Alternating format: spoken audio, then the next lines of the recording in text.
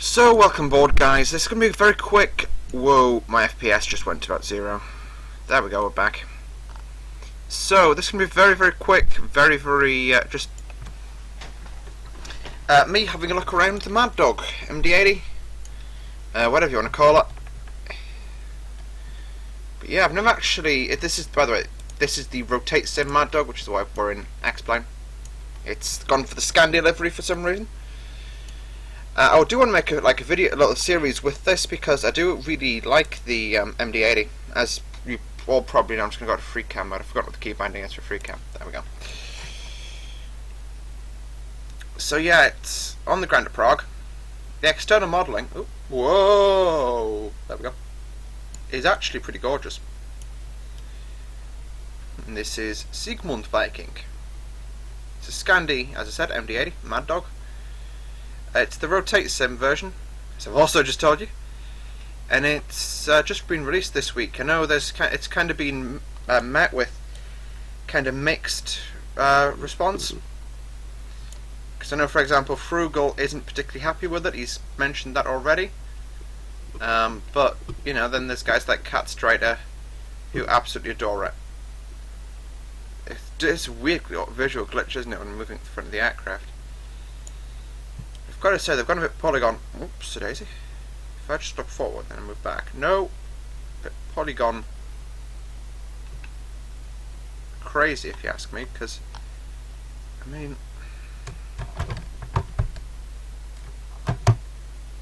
hang on. But you can, like, the N1 indicators work in VC, which is weird. Whoa.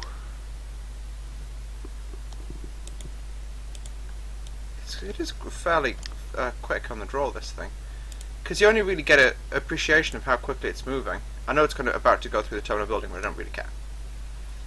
When you free cam it and you do this, actually, what I could do is I could say set global airport as my location, put myself on a 10-mile final, runway 22 for approach, and then very quickly set us up for an auto land and see how it does, because I'd like to free cam my way down to the under the ILS.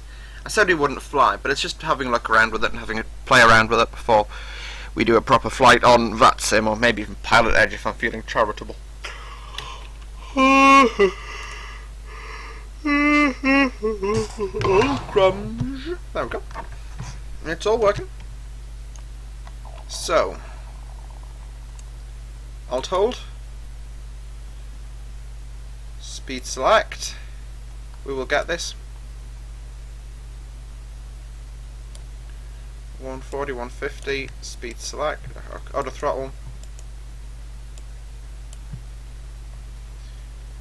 vert speed, and then quickly scroll that up.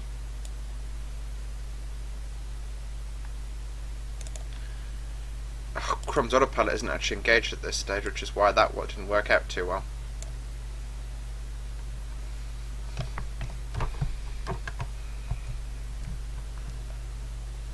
So we'll just hit IAS Mark and then hit Command A. Autopilot 1.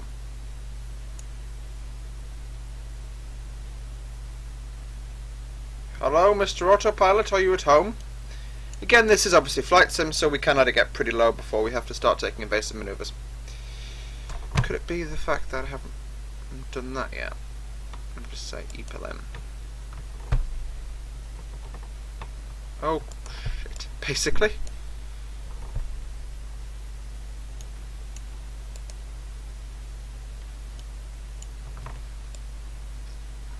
And then just pull that back to 240, let's say. And she'll zoom climb. Now, next thing I need to do is go to local map. We're overhead Vodochody. We're wanting to fly the approach to this runway. It's going to give us the... Yeah. I'm going to have to very quickly pull the charts up then, because it's not going to give us the approach ref, as I'm going to call it now, which is just going to be the frequencies and directions, basically. Wow, look at that thing. Are we stalling or are we going up? It's yeah, I've broken the vertical speed indicator. Lol. Going up too much. Oh yeah, no. Shoot. Alt hold. That'll stop the climb.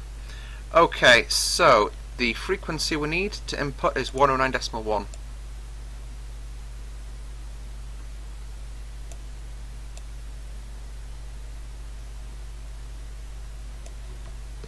Now our course is 222, isn't it? 242. My bad.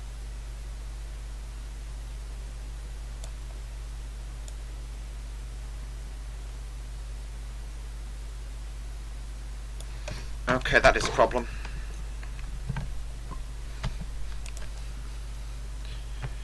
Vert speed hold and just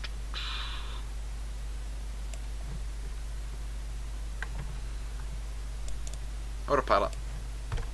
Right, power back. Autopilot off. Oh, well, there's the aerodrome. Wondering where that was. So, let's just try and fly landing with this thing.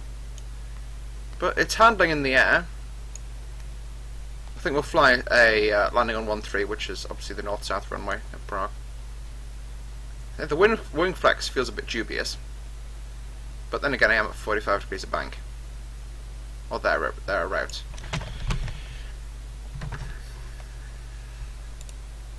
Let's go back inside. I'm using the view commands for that because it's much easier to do it that way. Whoa. It's easy enough to stall this thing out, like aerodynamically stall it. So why is it telling me the APU generator's off when I know it's off? Because it's off there and it's off there. If I recycle that and recycle that. Reset. Have a look at that once we land. I know that's supposed to be in a position pointing at the captains. I wasn't really wanting to go flying much with this, that's why I wasn't like paying much attention. I've completely forgotten where the yaw damper panel is, so we'll land and I'll have a look. And I'll just recycle the gear switch. Or the gear lever.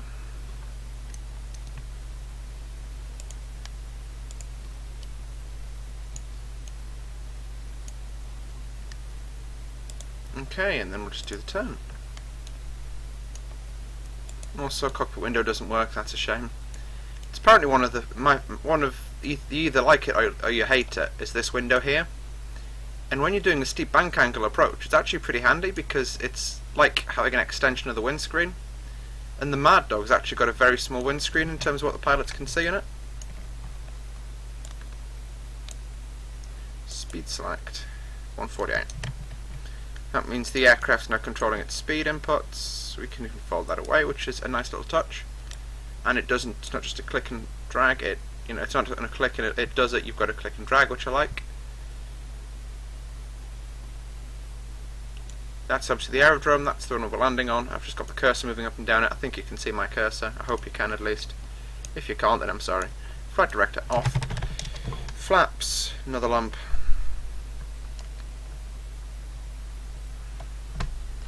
Now, no, you're not supposed to. It's not going to do anything anyway.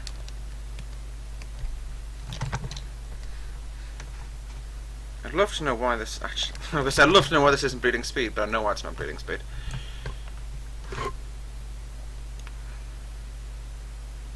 It's first thing. It's incredibly slick. Speed brakes are on. We'll do a high-speed landing. I don't really mind doing high speed.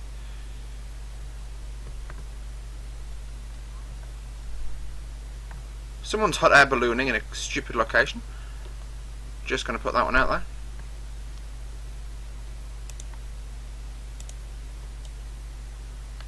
Yeah, the wing flex is a bit crazy.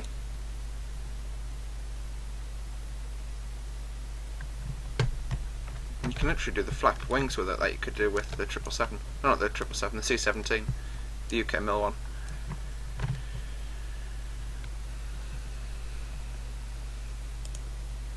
I've got to say, I think with this aircraft, it's not to PMDG standards yet. We haven't even looked at the FMC. Oops. We'll have a look at that once we land. But from what I look at, the look of it and the feel of it, it's not PMDG standards. but it's kind of Aerosoft standard, so it is still very, very good. Don't get me wrong, but it's not quite what I think a lot of the simmers were expecting it to be. Auto throttle off. Spoilers on. Speed brake. Sorry, yeah, reverses. No, it's not doing anything. We can just fly like this and pretend there's a strong crosswind. Whoa.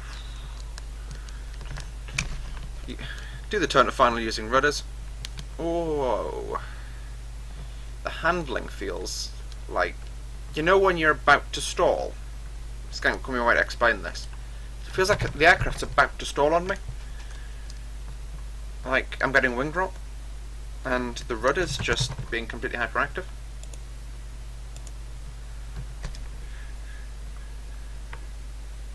Right, we're going to land long, but I don't really care. I don't even care that this is like probably the least safe and unstable landing ever in the Mad Dog. Spoilers. Can be hard. That's not bad. Reverses. Full. Now, as I said, the speed brakes have deployed. We can have a look at that. Those deploying once we get.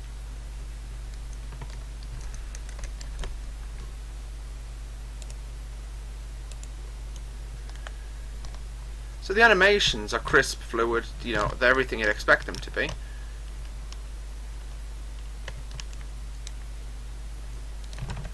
And we were landing from a speed which was significantly higher than standard approach speed.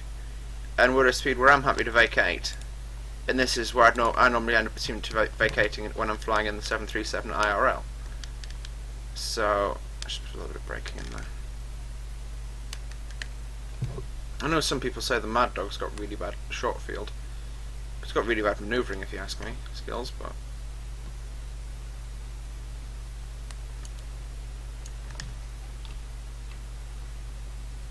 just click and drag that back up.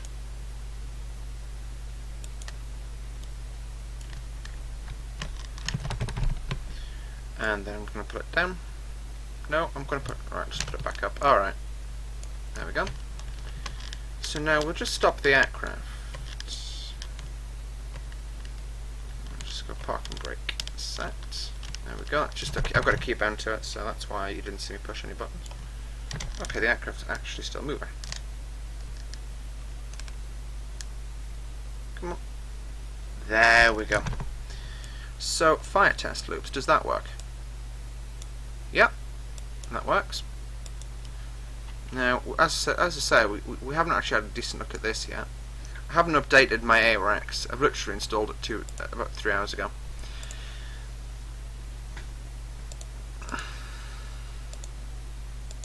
Let's just do a mock route initialization and see how it goes through. We'll go as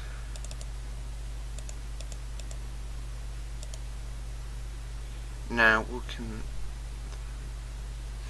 By the departure airport LKP. Okay, I'm going to have a look at some videos of like FMCs being programmed. So we've got no SIDS. That's a thing. Oh no, we've got SIDS from 2.4. So we'll go to Venom. These are the older SIDS because the SIDS at Prague recently changed. LKMT will be landing at ILS 22 on the Hollershof to Tango with auto transition. Route execute. So, alright, double click and it puts information in for you. I like that. Seeing what it actually can work out for me. It's 5,000 in the Czech Republic, by the way. So I like that. It knows we've got 8 tons of fuel on board, zero fuel weight's 42 tons. Cost index is going to be at 85. Flight level 180 in the course for this aircraft flight today. Take off. So OAT, I'll just double click. And then I need to put my V speeds in. I've got the V cards. I'll just get that up now actually because I can. Because I've literally had them sitting in my on my computer for ages. So yeah, it's in thousands of pounds, so I can't do it. But we'll just assume we'll go 115, 118, 135. Right, that's just random numbers. Input that, execute. Now let's have a look at things here.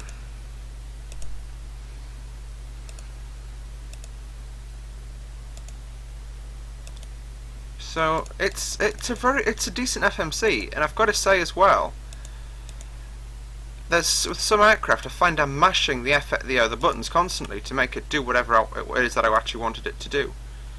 Whereas this, it's pretty instantaneous, which I like, because there's no lag of it thinking about what it wants to do. Now I know apparently in the real aircraft it thinks about what it wants to do, then it thinks about it some more, and then it actually may do it if it's. And as well, it's like, you know, if I'm looking at the animation of that one's not perfect. But when I pulled it up, it's like someone's physically pulled it up, but then pulled it a little bit further, and it's spring loaded back, which is the way I personally seem to end up doing it all the time. The texture quality, my X-Plane isn't maxed out, by the way, because obviously performance. That's not 3D, but that's, for me personally, that's not a big deal. You can tell when you look at it like this, but it's the. I mean, you know, the animation's pretty good. And they've even modelled this bit, which most devs would just leave like a black hole. Take off. That's 3D, which I like. Now, this is literally the only way I can ever work out if it's a 3D dial or not. No, it's not. Actually, I think it probably is. It's just the way I'm perceiving things. Now, I'm going to have a look up here.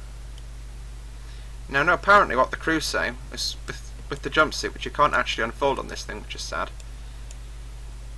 They can like unfold that, so it's at 45 degrees, and apparently it's ideal to put your food trays on once you're finished with them. And that's coming from actual MD80 crew, so not just me. I'm actually just going to like try and get out, because obviously I know in some aircraft you can, some you can't. And it won't really affect my final judgment, I just want to see if you can. Oh, you can. Is the door controllable? Oh my lord. I just opened the door on an MD80 and extended the air stairs. The air stairs don't automatically extend, I don't think.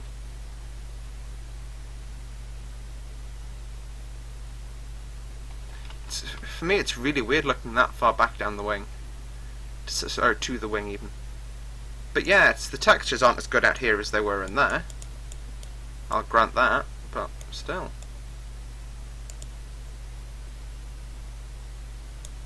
Oh, and I got the door as well.